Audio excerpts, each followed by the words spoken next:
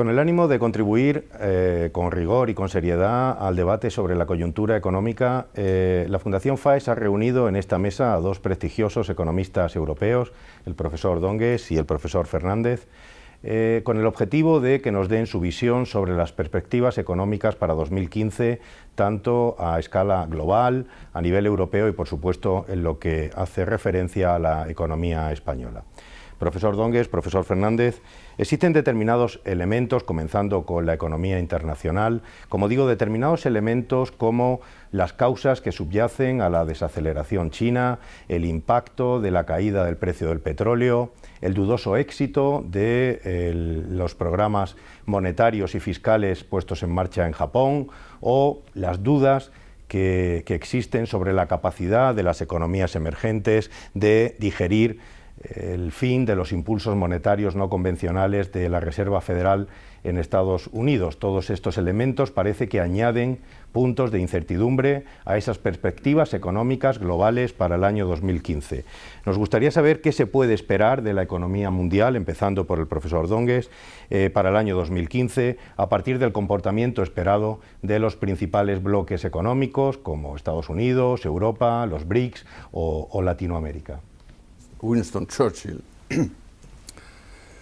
dijo una vez que hacer previsiones siempre es complicado y sobre todo si tratan del futuro. Y él, claro, entonces pensaba en el desenlace de la Segunda Guerra Mundial, ¿no? Porque todavía no estaba resuelto.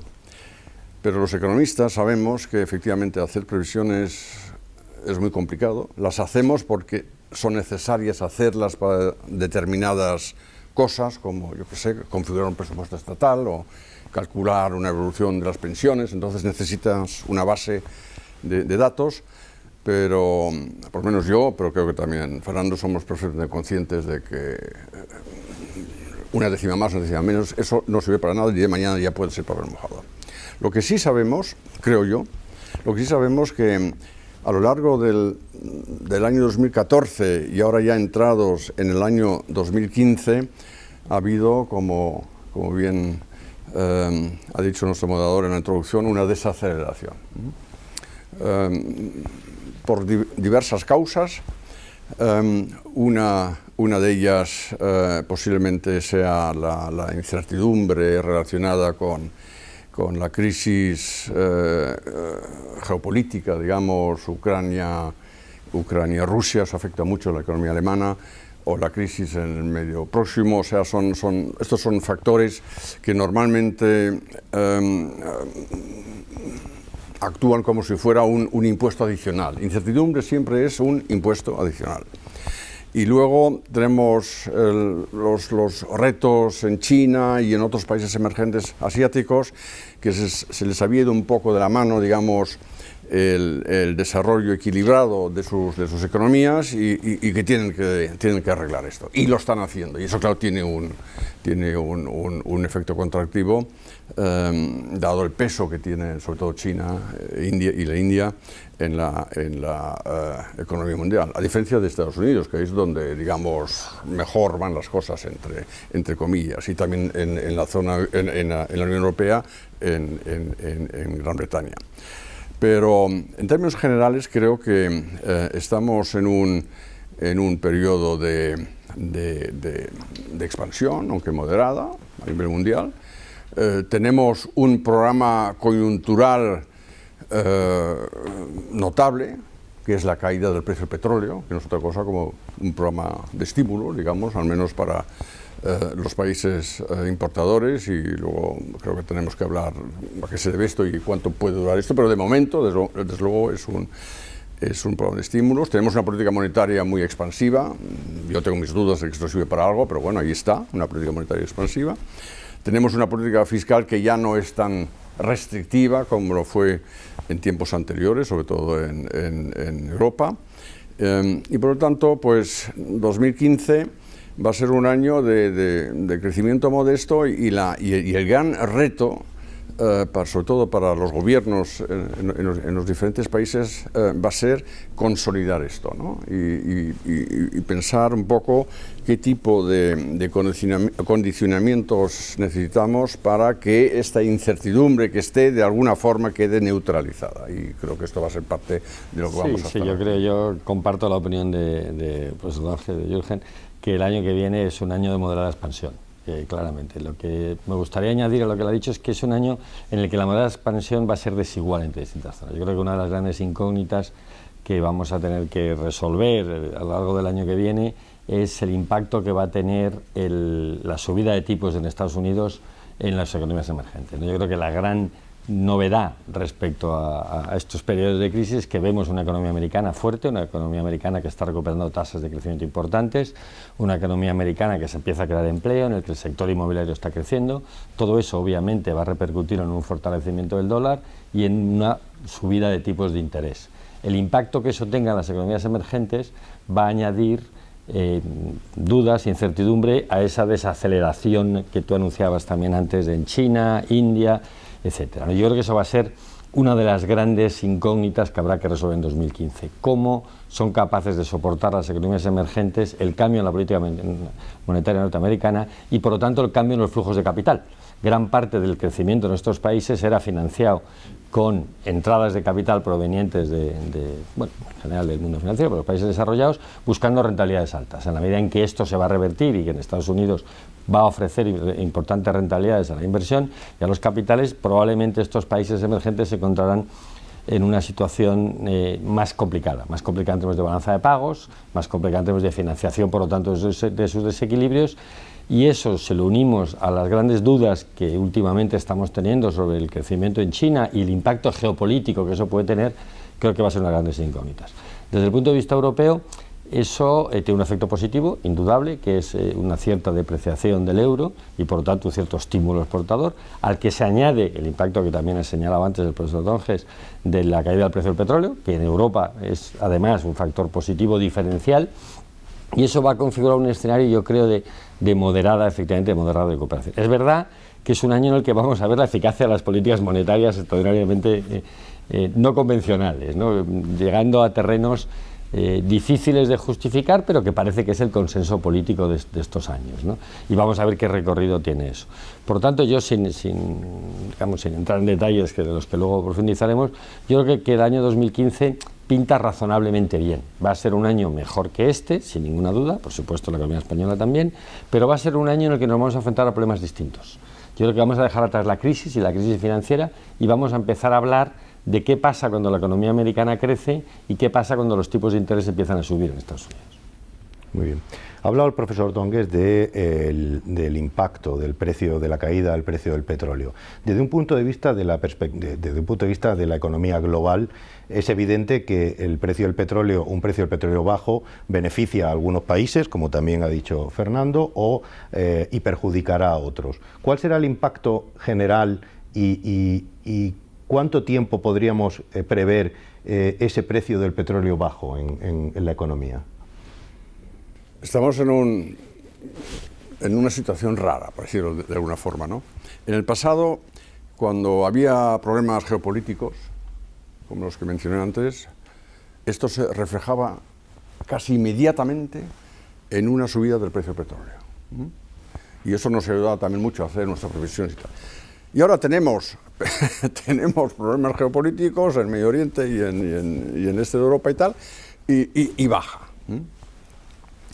Y entonces, bien, las causas las conocemos más o menos, la desaceleración de los países emergentes, menos demanda, ese tipo de cosas, pero también hay algo nuevo en este mundo energético que incide sobre la evolución del precio y que son las nuevas tecnologías del fracking, o sea, digamos, una tecnología alternativa para producir energía, y ahí parece ser que Estados Unidos están a la vanguardia, mientras que aquí nosotros en Europa decimos que no queremos nada de eso, ¿no? Aquí estamos cometiendo un error tremendo desde mi punto de vista, pero bueno, los americanos están ahí, eso presiona el precio del petróleo a la baja.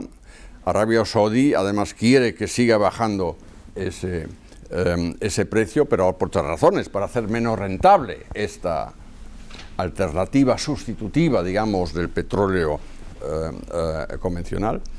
Pero la cuestión ahora es de, bueno, ¿quién se beneficia y quién no? Claro, lo primero es pensar, bueno, los que somos países importadores, que somos casi todos, al menos en Europa continental, pensamos los que nos beneficiamos. Pero también hay que ver otras cosas, porque en los últimos tiempos, a nivel político, se ha pensado mucho de que hay que cambiar de modelo energético, de que hay que fomentar las renovables, de que hay que hacer otra forma de construcción de las casas para ahorrar energía, de hay que desarrollar el coche eléctrico. Pues claro, pero si ahora bajan los precios del petróleo y también los precios del combustible, eso no es precisamente un incentivo para ir en esa dirección, al contrario. Yo me acuerdo muy bien, hacía muchos años, en 1973-74, cuando hubo la primera explosión del precio del petróleo, en los años 70 del siglo pasado, y entonces empezaron otra vez a ceder y a bajar. Hubo propuestas, por ejemplo, de Estados Unidos, el antiguo secretario general, secretario de Estado Kissinger y de otros, y también nosotros, los economistas de Alemania, decimos que hay que imponer un impuesto para impedir que bajara el precio del petróleo, porque lo que queríamos es dar incentivos al desarrollo a tecnologías alternativas, en este caso a tecnologías ahorradoras de combustible, que es lo que se ha conseguido en el sector de los vehículos, ¿no? Y estamos ahora en una situación parecida. Por eso de decir, nosotros nos beneficiamos, cuidado, sí, nos beneficiamos, pero no nos olvidemos ahora del otro, porque esto no va a ser para siempre, ¿no? Esto es una cosa, por las circunstancias que he mencionado, y hay otros factores, pero pensar que ahora el precio va a estar bajando continuamente, eso no lo veo, ¿no? Por consecuente, tenemos, y luego tenemos los grandes perdedores, sí los podemos definir ya, que para mí son tres, ¿no? Es Rusia, es Irán y es Venezuela, ¿no? Los tres dependen en sus presupuestos nacionales enormemente de los ingresos del petróleo. Y no sé cómo lo van a apañar esto. Luego Venezuela está ya casi al borde de la quiebra técnica, ¿no? A no ser que se le ocurra algo. Irán más o menos por lo mismo. Y Rusia, además, como tiene los problemas estos adicionales, que tiene que financiar una guerra que está haciendo, según ellos no, pero sabemos todos que sí, pues todo esto a estos tres países les va a causar problemas serios, porque dependen tanto de los ingresos del petróleo y no tienen realmente alternativas. De momento, al menos a corto plazo. Antes decía Jürgen que hacer previsiones es un ejercicio de ciencia ficción, hacer predicciones sobre el precio del petróleo todavía más, ¿no? Pero bueno, sí parece que hay un cambio, yo diría, estructural en el equilibrio de demanda y oferta de petróleo, y fundamentalmente tiene que ver con las nuevas tecnologías, tiene que ver con que ha aparecido una fuente alternativa de energía al petróleo tradicional, a los hidrocarburos pesados, a través de esto que llamamos la revolución del fracking oil o del shale gas y tal, que pone de manifiesto que es posible tener energía a precios en el entorno de los 70-80 dólares, más o menos, ¿no? Y ahora parece que está yendo un poco por debajo, pero bueno, más o menos parece que ese es lo que los especialistas en esto, y yo no soy un especialista en petróleo, los especialistas en petróleo dicen que sería el precio de equilibrio de las nuevas tecnologías. Esto a mí me hace pensar inmediatamente tres cosas, ¿no? La primera, que estas llamadas que periódicamente asistimos a que se acaba el mundo, que el petróleo se va a acabar, etcétera, los economistas que siempre insistimos en una cosa: mire usted, la oferta de un factor no está dada, depende de su precio. La dotación de recursos naturales depende del precio de ese recurso. A determinados precios aparece mucho. Y normalmente cuando el precio sube mucho, aparecen nuevas tecnologías que crean nuevos sustitutos. Entonces yo creo que la caída del precio del petróleo y la aparición de las tecnologías alternativas es un buen indicador de que la economía funciona, de que los precios relativos son un buen indicador y una buena guía de inversión. Lo digo porque muchas veces se critica el tema de los precios. Primer punto. Segundo punto importante. Efectivamente, cuando cambian los precios relativos, hay una transferencia de renta entre aquellos países que se beneficiaban de los precios anteriores y que ahora se perjudican. Y Jürgen ha citado muy bien tres concretos, pero en general lo que vamos a asistir como consecuencia de estos nuevos precios del petróleo es una transferencia de renta de los países que producían petróleo a los países que lo consumíamos. Y en ese sentido es una buena noticia para Europa, en la medida en que es una zona, Europa continental, una zona que es altamente dependiente de un recurso exterior, de energía importada. Y en ese sentido, en la medida en que la importación va a resultar más barata, pues esa transferencia de renta que hacíamos los consumidores europeos a los productores de petróleo fuera de Europa va a disminuir y por lo tanto eso va a repercutir en mayores recursos para expandir la demanda doméstica y en mayor crecimiento. Y esa es la parte positiva. Pero es verdad, y es tercera consideración que quiero hacer y que Jorge también ha hecho muy bien, esto no debe de detener ese proceso de cambio tecnológico hacia fuentes de energía más limpias y menos contaminantes. Es verdad que lleva a replantear los subsidios, porque, como siempre, si las nuevas tecnologías hacen aparecer nuevos productos a precios más razonables, quizá los subsidios deberíamos de repensar qué sentido tiene adelantar y gastar dinero del consumidor, que es en última instancia lo que estamos haciendo, gastar dinero del consumidor en adelantar un proceso que de por sí se va a realizar, ¿no? Yo creo que es importante que nos replantemos en este nuevo contexto de precios las políticas de subsidios energéticos y de desplazamiento hacia energías más limpias tienen que ser coherentes con los nuevos precios relativos, porque al final esto es un problema de coste-beneficio. ¿Cuánto le cuesta al consumidor y cómo nos beneficiamos como consumidores de esas nuevas energías, ¿no? Y yo creo que la tercera consideración es que va a obligar a toda Europa, fundamentalmente, a replantearse sus objetivos energéticos y de fuentes alternativas a medio plazo. No quiere decir sustituirlos, no quiere decir olvidarse de ellos, pero sí quiere decir plantearlos en un contexto distinto. Entre otras cosas porque el gas natural es menos contaminante que el hidrocarburo, el gas natural se abarata más todavía, parece, que los hidrocarburos tradicionales, que el petróleo pesado, y eso va a implicar un nuevo equilibrio. Pero en general yo sí diría que es una buena noticia para Europa, es una buena noticia para Europa a corto plazo, en el sentido que le permite disponer de unos recursos que hasta ahora eran trasladados, transferidos. Un apunte adicional a raíz de lo que dijo Fernando al principio, de que posiblemente en el contexto de la aceleración económica en Estados Unidos iban a subir los tipos de interés y todas estas cosas. Porque para reflexionar un poco de cómo podría evolucionar la oferta del petróleo en los próximos tiempos, hay una relación entre tipo de interés y el precio de mercado del petróleo. Si, tomando como hipótesis, si mantuviéramos durante mucho tiempo una política monetaria en Estados Unidos y en Europa de tipos de interés muy bajos, es decir, si alargáramos mucho el tiempo, digamos, en el que estamos actualmente, esto sería un incentivo para los grandes países productores de petróleo de no extraer petróleo, ¿no? Porque el petróleo en el suelo pues tendría mayor rentabilidad que no extraerlo y con los ingresos pues con tan poco rentabilidad pues no vale la pena. Pero si se cumple el escenario de Fernando de que poco a poco, que comparto por cierto, que poco a poco con el crecimiento los tipos de interés tienen que subir, es que suben, ¿no? Y ya como reaccionen las autoridades es otra cosa, pero que van a subir, eso haría también reflexionar a Arabia Saudí y a otros grandes países productores de petróleo, decir, sí vale la pena desde nuestro punto de vista, aparte de lo otro que queremos, desde el punto de vista estratégico, que queremos parar el fracking pero bueno, si hay buena rentabilidad, si podemos conseguir buenos ingresos con los ingresos del petróleo puestos luego en el mercado de capital, esto haría más elástica la oferta del petróleo y entonces tendríamos una fase más o menos alargada de precios no bajos, pero razonables, digamos. Manteniéndonos dentro de la economía global, de un tiempo a esta parte, en los últimos años, se viene escuchando la afirmación un poco que se resume en el declive de Occidente, ¿no? Una afirmación a la que parece que Europa o la Unión Europea contribuye año a año, ¿no?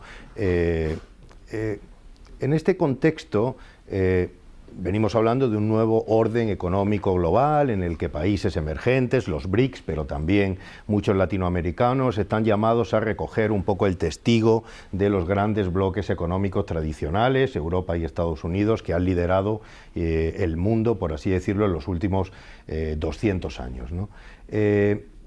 ¿Será 2015 el año de la consolidación de este movimiento o, por contra, estamos viendo que el famoso tapering está poniendo de manifiesto una capacidad dudosa de esos países emergentes para recoger el testigo, como decía, del liderazgo económico global?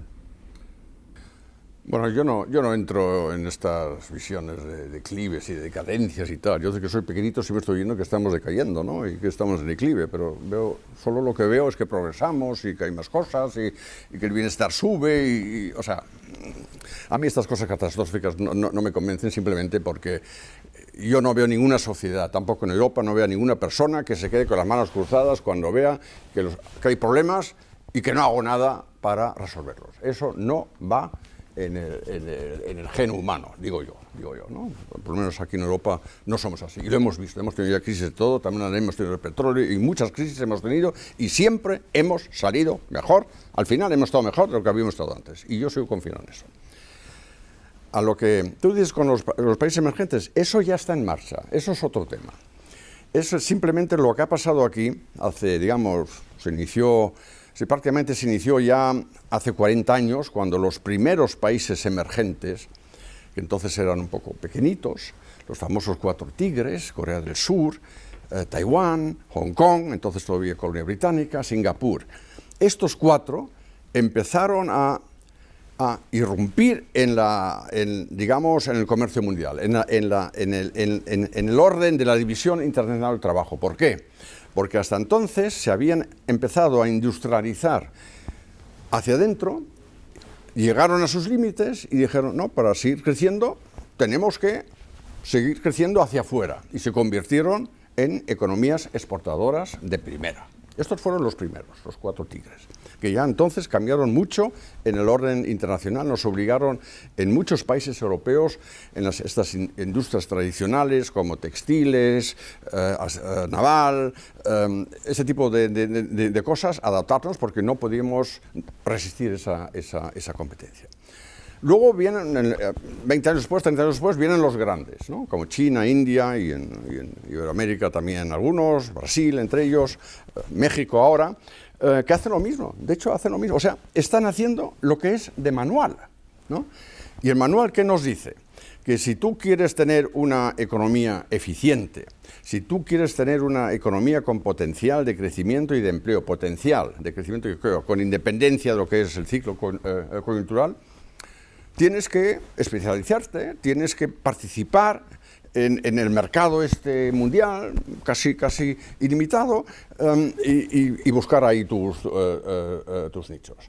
Esto lo han aprendido, se lo hemos enseñado nosotros. Esto lo han aprendido y ahora lo hacen, y lo que tenemos, yo creo que eso es positivo, tenemos ahora una economía mundial mucho más diversificada, por cierto, con desigualdades, como bien has dicho antes, en el momento, cuando crecen, eso siempre es así, unos van más deprisa, otros más despacio, es igual como si tú vas por la autopista, ¿no? No sé, el que tiene un coche más potente, pues suele ir más deprisa que el otro que tiene menos caballos, eso es normal. Y luego vienen los atascos, y luego el que tenía menos caballos le dice, anda, guapo, mira, yo como tengo un coche pequeño te adelanto y tú ahora ahí estás metido, ¿no? Eso es completamente normal y no pasa nada. Yo creo que es positivo también para Europa el que tengamos esta diversidad. Hace 10, 15 años, cuando hacíamos previsiones, Fernando se acordará de esto, siempre solíamos decir eso de que si Estados Unidos coge un resfriado, Europa coge una gripe. ¿Era así? ¿No? Sí, siempre estábamos como asustados. En España hablamos de Alemania también. Sí, siempre estamos como asustados. Dependemos, el mundo solo era eso, pues, y ahora ya no hablamos de eso, al contrario. Nada, bueno, pasa esto, nosotros tenemos posibilidades también los nuestros, y los otros hablan igual. Por lo tanto, no creo que esto sea, digamos, una visión mala de que tengamos tantos nuevos actores, sino una visión buena. Ahora, eso sí, nos obliga también a nosotros, o sea, ya no hay ningún digamos, dominio de mercado garantizado. No hay ninguno. Tampoco en Alemania, con el industria del automóvil, tienen que fijarse mucho lo que hacen los coreanos, porque también saben hacer coches, y buenos, ya no hay eso. Pero eso para mí es un acicate. Porque si queremos progreso tecnológico, si queremos mejorar las cosas, si queremos crear empleos bien retribuidos y todo ese tipo de cosas, necesitamos siempre un acicate. Eso es así, es lo que llamamos competencia. Y lo que hacen estos nuevos actores, pues es someternos a competencia. A ellos también se les someterá a competencia, porque tarde o temprano van a encontrar ellos a otros nuevos que querrán hacer lo mismo, ¿no? Porque el mundo es muy grande, el mundo tampoco ahora solo consiste en Europa, Estados Unidos y los BRICS, sino hay muchas otras economías, si pensamos en África, si pensamos en grandes partes de Asia y tal, todo esto también va a ir en la misma dirección. Y por lo general yo creo que eso es posible. Sí, yo creo que Jorge lo ha dicho muy bien. O sea, yo creo que lo que estamos asistiendo es al triunfo de la globalización como un factor extraordinariamente positivo en cuanto significa la distribución del crecimiento, de la riqueza, de la prosperidad por todo el mundo, ¿no? Los chinos tienen una frase que a mí me encantó, hablando con ellos hablan del retorno a la normalidad o del fin de la excepcionalidad de Occidente. O sea, lo que no era normal es que el 80 o el 90% del PIB del mundo estuviese concentrado en una zona muy pequeñita del Atlántico Norte, ¿no?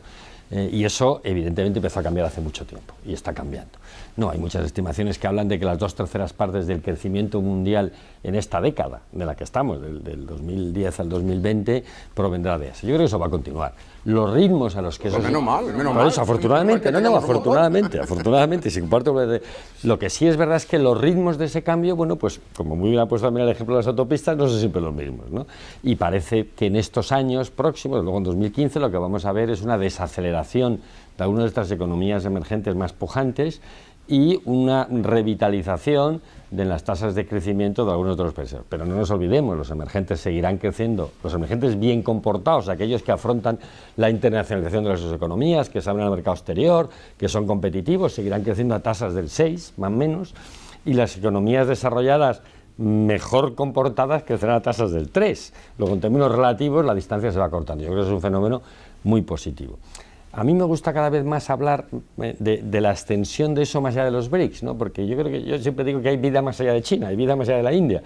Y lo que estamos viendo en los últimos años, afortunadamente, y creo que también lo vamos a ver en el 2015, es una serie de países, digamos, de segunda división internacional incorporándose a la primera, ¿no? Los Perús, México, Indonesias, Tailandias, Turquía, si resuelve sus problemas. Es decir, yo creo que Polonia, de la que nos olvidamos, pero está creciendo muy fuerte. Es decir, yo creo que ya el mundo se nos hace más complicado. El problema para los economistas y los que hacemos predicciones es que ya no es, oye, pues vamos a ver lo que pasa en Estados Unidos, aplicamos nuestros modelos de impacto, inmediatamente tenemos la economía española. Ahora tienes que ver muchas más cosas, ¿no? Porque el mundo se ha hecho mucho más polar, mucho más multipolar, mucho más global.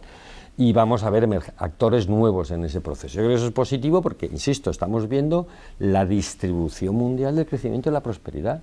Y eso es un factor extremadamente positivo, que genera incertidumbres y que genera desigualdades y que genera situaciones de pobreza relativa en algunas zonas, claro. Pero está bien que el mundo se distribuya mejor. Y que eso nos obliga a ser más competitivos, sin duda. Y que el reto para las economías europeas, como para cualquier otra economía, es cómo ser competitivo en ese entorno en el que te aparecen sistemáticamente nuevos competidores. Por supuesto. Que aquí Europa tiene una asignatura, yo no llamaría pendiente, pero sí una asignatura fundamental, que es cómo mantener su competitividad y su productividad de la mano de obra. Aquí la clave al crecimiento futuro es que Europa sea capaz de mantener su liderazgo tecnológico, que de eso hablamos poco, pero hay una gran parte del liderazgo tecnológico que también se está desplazando, fuera de Occidente, fuera del Atlántico Norte, para entendernos, y ahí es donde la batalla es muy... Lo que es lamentable, desde mi punto de vista, es que todo este proceso de la globalización, como lo llamamos, por decirlo de alguna forma, se preste para ser, digamos, para ser instrumentalizados por diferentes círculos, también intelectuales, y crear miedo, porque muchas personas ante lo que no conocen, pues tienen miedo. Y si encima pierden un puesto de trabajo porque le viene un competidor de Brasil o de China, o si hay que bajar unos salarios porque de otra forma una empresa pues ya no sería viable y tal, pues claro, ellos a nivel individual lo perciben como una gran injusticia, ¿no? Y ahí están luego los que pescan y dicen esto hay que pararlo. Y digo que es lamentable porque, por un lado, sabemos que la globalización nos da muchos beneficios a todos. España es un buen ejemplo, yo lo he estudiado mucho desde el punto de vista académico, desde el Plan de Estabilización de 1959. A España siempre le ha venido bien la mini globalización que consistía en ir integrando paulatinamente a España en la Unión Europea y con eso en la competencia internacional. Le ha ido siempre bien.